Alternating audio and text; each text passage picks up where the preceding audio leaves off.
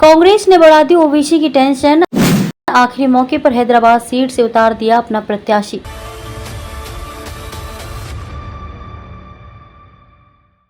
नमस्कार, मैं खुशी और आप देख रहे हैं स्वतंत्र भारत न्यूज। आइए नजर डालते हैं इस वक्त की बड़ी खबर पर। चुनावी एक्सपर्ट्स का मानना था कि अगर कांग्रेस ने मजबूत मुस्लिम उम्मीदवार उतारा तो ओवैसी के लिए मुश्किल हो जाएगी। फिलहाल कांग्रेस ने अपना प्रत्याशी उतार दिया है। इस लोकसभा चुनाव में दक्षिण भारत की सबसे चर्चित सीटों में से एक सीट हैदराबाद भी है। इसी बीच कांग्रेस ने हैदराबाद लोकसभा सीट से IMIM प्रमुख असदुद्दीन ओवैसी के खिलाफ अपने उम्मीदवार की घोषणा कर दी है। पार्टी ने हैदराबाद से मोहम्मद वली उल्लाह समीर को अपना प्रत्याशी चुना है।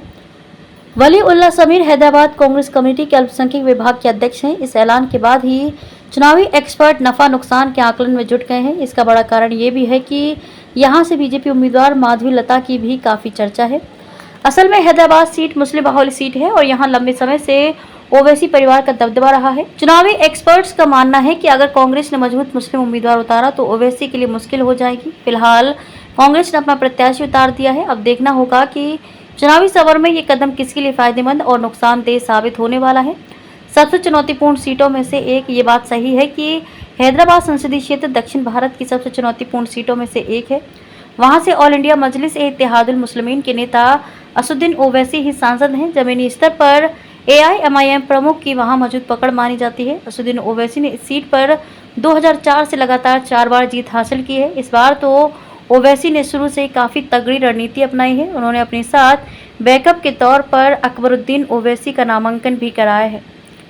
शुरू से ही काफी तगड़ी रणनीति। ओवैसी ने ऐसा इसलिए किया कि अगर किसी कारण से असदुद्दीन ओवैसी का नामांकन खारिज हो जाता है तो पार्टी के पास बैकअप के तौर पर अकबरुद्दीन ओवैसी का नामांकन मौजूद रहेगा और पार्टी का एक उम्मीदवार चुनाव में बना रहेगा।